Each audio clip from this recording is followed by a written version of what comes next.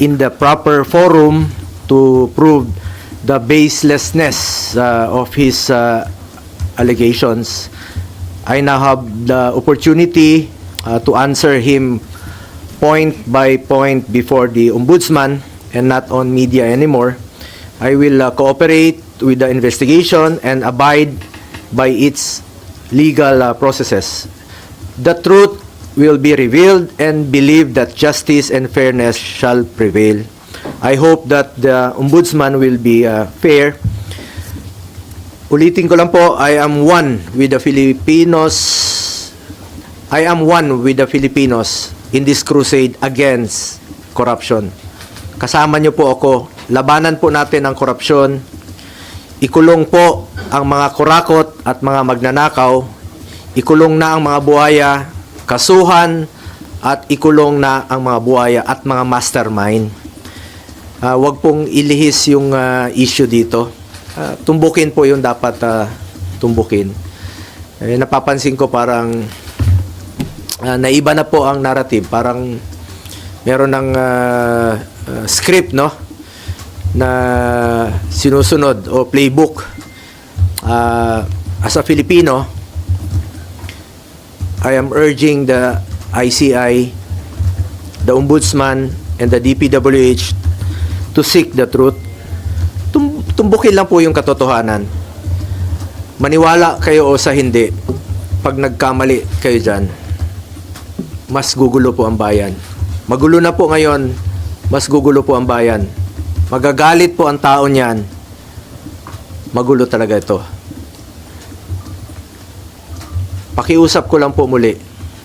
Tumbukin lang po yung katotohanan. Seek the truth, not the script, if there's any.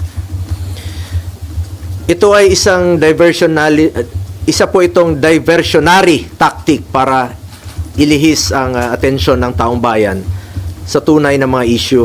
Klaro naman eh. Kahapon nga lang, nabanggit ni former Governor Chavit Singson, another diversionary tactic. Ang talamak po ngayon na korupsyon, talamak ang korupsyon ngayon sa kasalukuyang gobyerno. At ang dapat talagang panagutin, ang totoong issue. Ano bang totoong issue ngayon? Diba ang flood control scandal? Mga ghost projects, mga anomalous projects, mga substandard projects. Yun naman po ang issue ngayon eh. Huwag tayong lumihis sa katotohanan. Napapansin ko talagang merong gumugulo eh. Merong nasa likod nito na ginugulo lang po yung katotohanan. But I am one with the Filipinos in this crusade and fight against corruption. Kasama niyo po ako rito. Labanan po natin ito. Kulong po natin ang mga kurakot at mga magnanakaw. Sa kanina naman po, sa final sa amin ni dating Pangulong Duterte at sa kapamilya ko, to Trillanes, you are barking at the wrong tree. Kung seryoso ka talaga, bakit di mo kasuhan yung mga totoong mga corrupt talaga? Bakit di mo kasuhan yung mga financials mo? Yung mga contractor, alam mo yun. Alam mo yun. Kita mo na, nakailang buwan na tayo dito sa pagdidinig sa Senado. Ilang hearings na po. Lumalabas naman yung totoo, sino yung mga contractor. Yung talagang may-ari, sila mismo yung may kontrata, sila yung mismong kumikita, sila yung contractor, sila pa yung congressman, sila yung habulin mo, Trillanes. Ayaw mong habulin dahil financer mo nga. Tama yung sinabi ni Senator Bato doon na may mga financer ka. Baka nga yung ginamit mong pondong yon nanggaling pa sa flood control. Yung pag-imbestiga mo noon kay dating Pangulong Duterte, maaaring galing pa yun sa flood control. Huwag kang magmalinis dito. Huwag mong ilihis ang totoong issue. Dito lang tayo sa katotohanan. Seek the truth, not the script, not the playbook. Nasa na yung mga dapat kasuhan sa issue ng flood control? Nasa na? Bakit walang mga pinangalanan na malalaking tao. Yung mga buhaya, ba't pilit yung pinagtatakpan? Yung totoong issue rito, flood control at ghost projects. Nasa na po? Kaya nakikiusap po ako sa ICI, sa Ombudsman, sa DPWH. Kasuhan niyo yung mga malalaking tao. Yung sangkot sa flood control. Yung sangkot dito sa mga ghost projects. Inaantay po ng tao. Pag inilihis niyo po ang katotohanan, magulo po ito. Magulo po ito. At isa po itong lumang tugtugin mula sa lumang script. Recycled na po yung mga issue. Pilit binubuhay para lang mapinturahan po ako ng maitim para siya po ang magmukhang maputi. My conscience is clear. Unlike him, panlabas o panloob, pati konsensya niya madumi. Ang layunin niya ay proteksyonan lang po ang kanyang mga financer at mga nasa likod ng black propaganda na ito. Ang dapat kasuhan ay ang mga financiers kasi sila po yung totoong mga nagnakaw. Hindi po ako magnanakaw. Hindi po ako kontraktor. Senador po ako na nagsiservisyo lang po sa ating mga kababayang Pilipino. At may delikadesa po ako. Yung prinsipyo po ko po sa buhay, yan lang po ang pwede kong pangalagaan sa ngayon. Pangalan ko po at hindi ko sasayangin yan. Kesa sayangin natin dito sa walang kwentang paninira, tatrabaho na lang po ako. Serbisyo, pagmamalasakit at sipag po ang pwede kong ialay sa ating mga kababayang Pilipino. Tingnan nyo lang po kung hindi ba recycled ito. Rehash. 2018, September of 2018. Bago yung halalan, no? Bago pa ako nag-file. Unang tumakbo bilang senador. Nag-ingay na siya noon. Siniraan na niya ako. Siya pang senador noon, no? Ako hindi pa. Kandidato pa lang. Same issue. Nung 2021, akala naman niya natatakbo ako. Same issue. July of 2021. Last year, nung ako po'y patakbo muli for re-election, July 6 of 2024. Same issue. Same. Yung suot niya, ngayon, ay araw na ito. Ito, July of 2024, last year po ito.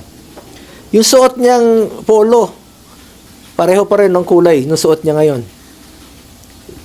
Rehash pa rin, pati polo niya, rehash pa rin. Ginamit muli. Yun pa rin ang ginamit niyang paninira sa akin para siya ang pumuti. Nagpolo na nga siya ng puti para mapumuti kunwari. Pero yung kanyang hangarin ay napaka dumi. Alam nyo, nung ako po ay nag-obserba ng delikadesa sa buhay ko, baka pamilya niya po hindi. Nabalitaan tayo noon, mismo yung tatay niya naging dealer po sa GHQ ng Armed Forces. At nabalitaan nga natin no, na kakasino rin. At may mga ghost rin na yun ang nabalitaan ko noon. So, sana naman tingnan mo ng mabuti kung sino yung walang delikadesa sa atin. Bakit na nililihis ni Trillanes sa mga 2017 projects? Umabot na siya ng 2007. Sino bang mag-aakalang maging presidente si Pangulong Duterte? 2007, gawin mong issue. Eh kung negosyante yung pamilya ko noon, mapigilan ko ba silang magnegosyo? Wala pa ako sa mundong ito. 70s pa lang may negosyo na po pamilya ko. Lahat tayo may kamag-anak na negosyante. 1993, may negosyo sila. Wala pa po ako kay Mayor Rodrigo Duterte noon, may negosyo na sila. Pero nung 1998, At isa po sa aking naging kondisyon nung nagtrabaho po ako kay Mayor Duterte, sabi ko, pag pumasok po ng City Hall, yung kamag-anak ko, I will resign. Ayaw ko po magnegosyo sila sa City Hall dahil I observe delikadesa at ayaw ko po ng conflict of interest. Nung naging presidente siya, 2016, dala-dala ko po ito. Hindi po sila nakakapasok ng Malacanang.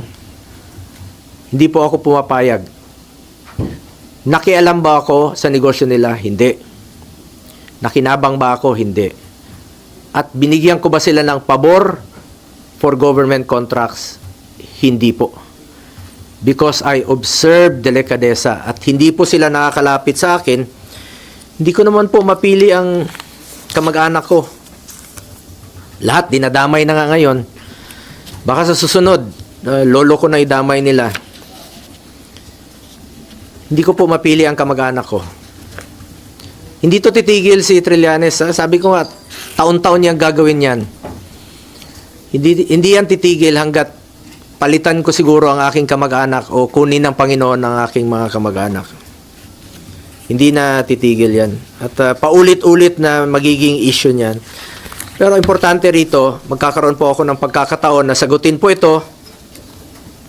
Dahil ako mismo, hindi po ako papayag na magninegosyo po ang aking pamilya sa gobyerno. At hindi po ako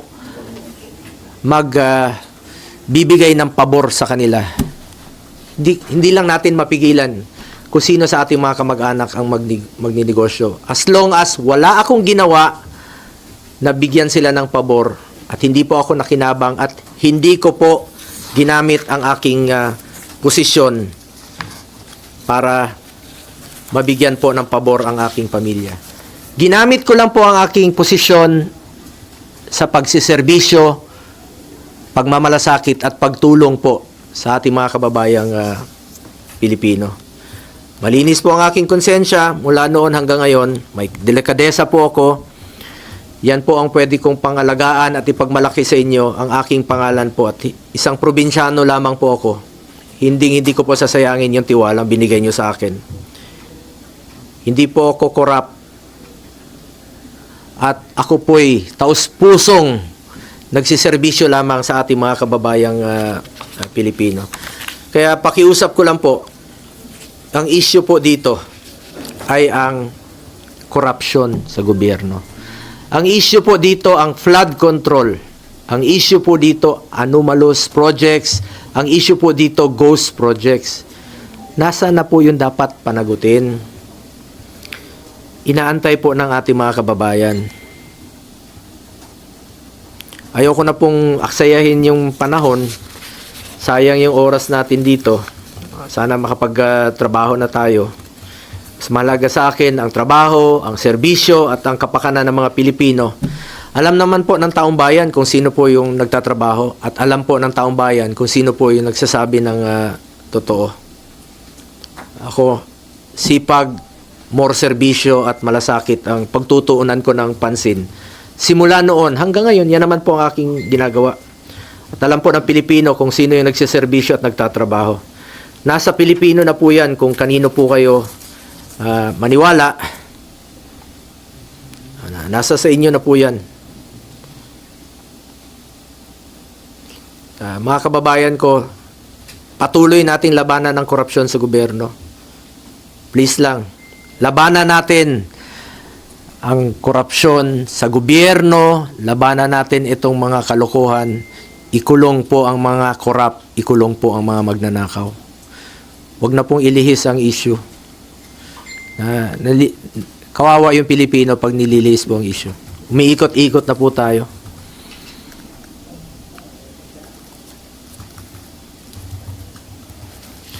At nakita nyo naman siguro yung complaint ni Trillanes sa mga binigay naman niya sa mga reporters. Paulit-ulit na po. Rehash talaga. Paulit-ulit. Paninira talaga. Talagang paninira at inililihis yung totoong issue. Yun talagang totoo dito ngayon. Nililihis niya. Paulit-ulit lang. The same mo, sabi ko nga, 4 na taon na. 2018, 2021, 2024, 2025, pareho lang yung complaint niya. Na-file na po niya ito last year. Na-file na po niya ito last year. Tapos na po election. Nanalo na nga po ako, naging number 1 pa. Salamat at mas naniwala kayo sa akin kaysa kay Trillanes. At hindi ko po sasayangin yung tiwalang binigay niyo po sa akin. Dahil ako naman po ito pusong magsiservisyo sa ating mga kababayang Pilipino. Siya yung tamad at alam ng Pilipino sino yung corrupt. Siya yun.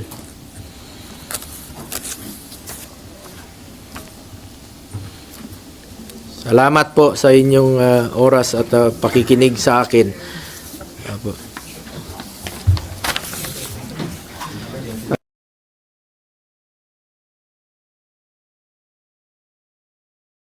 Ako, pakiusap po ito. Hindi po ito pagtuturo